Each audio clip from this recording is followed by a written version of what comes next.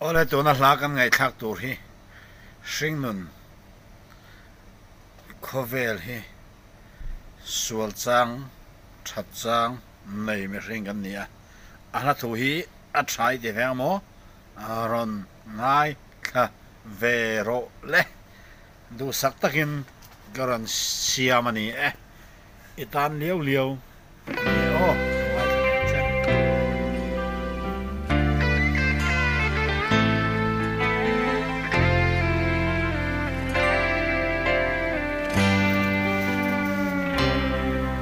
kan chena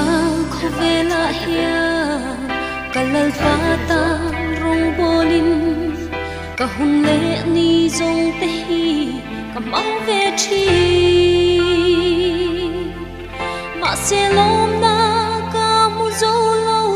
har sak na le be don na bai lo chu ka thin lung hi khovela hoi kirin hui ngayin arum fo chi leile na kut ngata nung lam hoi kir chu pathian ram mi nitla ani love tu po in mi zui adu chuan mani she om na poi sa lovin ni tin across bu in misery rose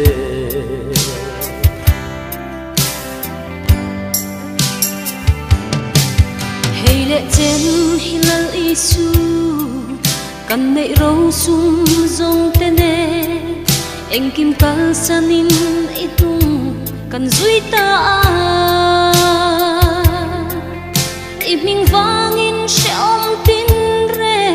musit le soi chiat na te kan tuar chi ma se lei mal som na po tun thengin hu tu reng hi a ong si lo lung oi na rem nei lova Krista nung zui chu ader maya rong bol tu ani o katan atuar na zoza ka ngai tu in ka shrim nun zong po kei zong thak la ka karwa thailo o katan toni rua dan te hilal pa afa har chin kashin hian azau thei si lo katsak lo na avanga kavui na te hilal pa min ngai dam ro leilung moi na ro thil hu zong te ai po in ka sual man tak na cross ka thang zo ke dam chu hun toi te a hianin iping wangin ra thei ma ila en kim chana a karwata